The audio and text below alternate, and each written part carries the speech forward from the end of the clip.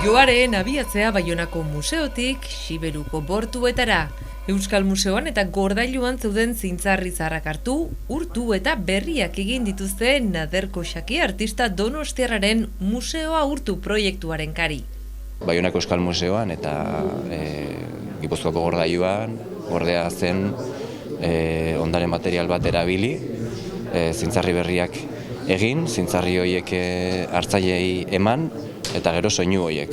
Gipuzkoan egin nuen bezala grabatzeko, hortaz museora soinuak itzuliko ziren gero, ez? Beraz, desmaterializazio edo prozesu bat izango zen. Horrela esan da museo bateko piezak urtzea, ez? Baina guk hor aukera ikusi genuen hain zuzen ere nola diputazioak dituen bildumen artean 228 uste direla zintzarriak, eta horietako asko dokumentatu gabe, 106 gogoratzen dut mihirik ere, mingainik ere ez zutela egoeraldetik oso ondatuak, hau da, ondare baliorik ez zutenak.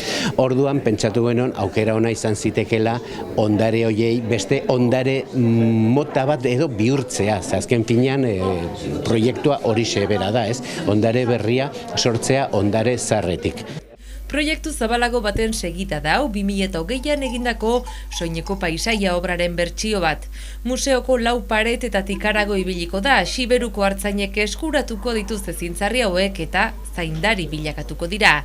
Zaintzeko engaiamendua sinatu dute kontratua. Horietako bat da Urdinarbeko Jan Michel. Ziarri kontenuzu, oborhoi naderek egilezan, zintzarri hoitaz, zen eta guen hartzain bizitzian, zintzarria hanitz importanta. Oraindik ez daki zein ardiri jarriko dion zintzarria, baina proiektu biziki interesgarria iruditzen zaio. Eta bera bezala beste 53 hartzainek hartuko dute parte. Zintzarri hori zaiko dut, ene ardi baten lepun ahalbezan laster. Ni egon naiz bizitatzen hartzain ugari eta Xiberoan zehar dauden olak bilatuz eta aurkitu zibili naiz, nik ez daki frantsesez eta hori hasieran izan nuen beldur bat, ia gai izango nintzen elkar komunikatzeko, ez? Baina nire harridurarako, euneko handi batean euskaraz gertatu dira, harreman horiek, ziberotarrez eta gipuzkoar batu gatzipeko honekin, baino elkar ulertu dugu.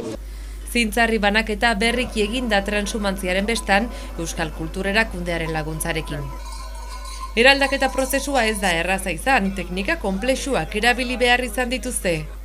Topatu genuen fabrikazio gehigarriaren teknologia, erabiltzen duela hautsa, metal hautsa, gero 3 dimentsiotako diseinu edo marrazkiak fabrikatzeko, materializatzeko. Eta hauts hori lortzen duzu atomizazio prozesu baten bitartez.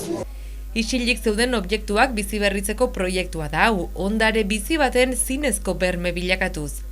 Eta udan soinu horiek filmatu eta erakusketa bateratuko du artistak berriz ere museora itzuliz.